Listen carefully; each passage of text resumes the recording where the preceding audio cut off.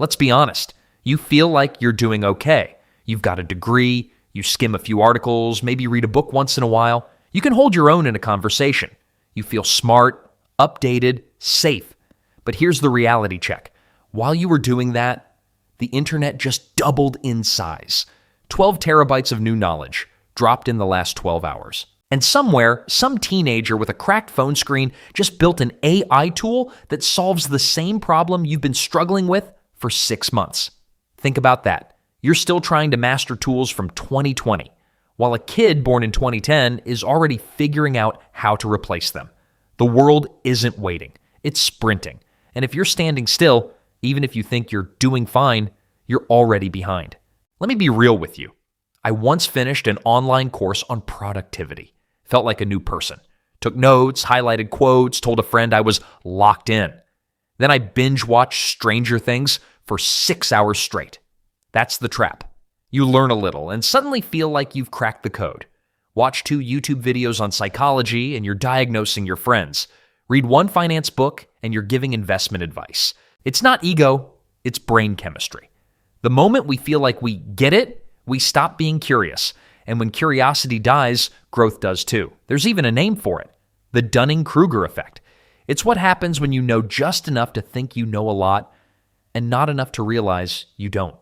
But here's the kicker. While you're riding that wave of confidence, the world is changing under your feet.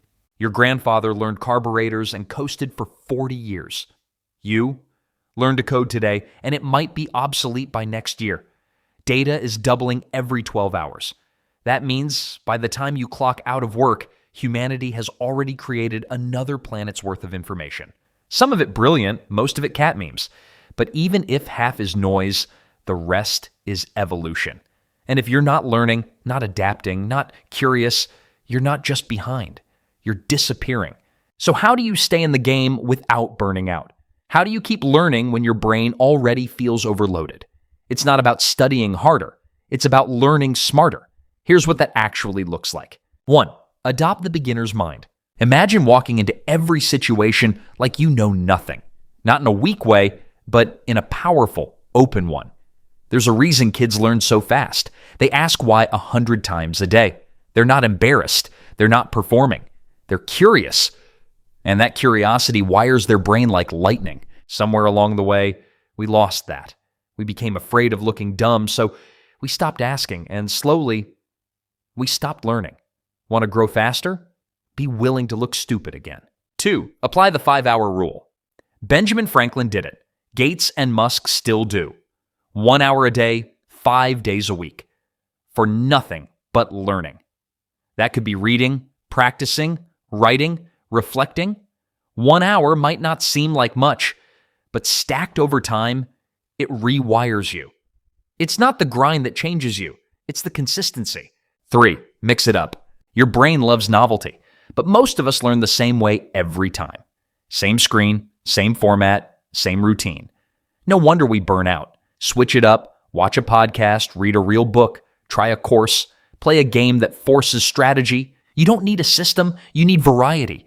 Because the more ways you learn, the more doors your brain keeps open. 4. Turn mistakes into data. Every time you mess up, your brain changes.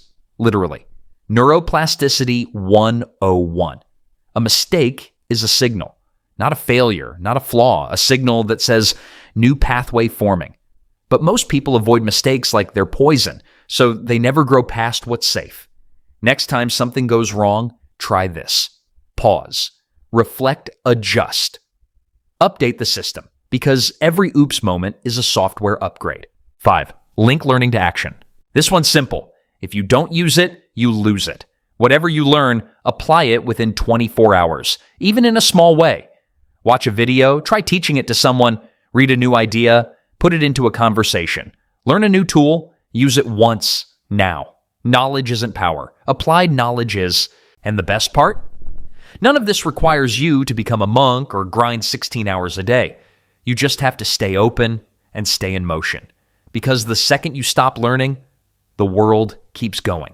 And it's a lot harder to catch up than to just stay curious. And maybe right now you're thinking, okay, but I don't have time for all this.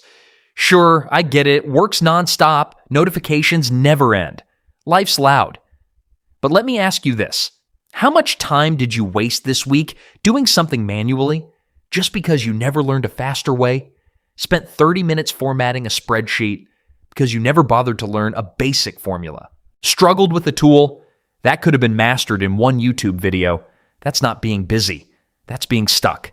And the longer you stay stuck, the more the world moves without you. It's not just individuals. It happens to giants too. Blockbuster, Kodak, MySpace. They weren't stupid. They weren't lazy. They just stopped adapting. They thought what they knew would be enough. And then the world changed, and they didn't. And now they're case studies in museums, not players in the game. So ask yourself, are you still learning or just repeating? The truth is, there's no finish line. You don't complete learning. You don't reach some point where you've got it all figured out and coast comfortably forever. Because the moment you stop updating, you start fading. That's the game. Stay curious or become irrelevant. Stay learning or get left behind. And no, learning won't make you perfect. You'll still mess up. You'll still forget stuff. But it'll keep you ready. It'll keep you flexible. It'll keep you alive in a world that's changing by the hour. So the next time you feel like you already know enough, remember this. There's a teenager out there right now who doesn't have your degree, doesn't have your experience, but they're learning faster than you. This isn't about fear. It's about staying in motion. Because the second you stop growing, you start disappearing. This is no fluff zone. We don't coast, we evolve. If you're with us, hit subscribe, and I'll see you in the next one.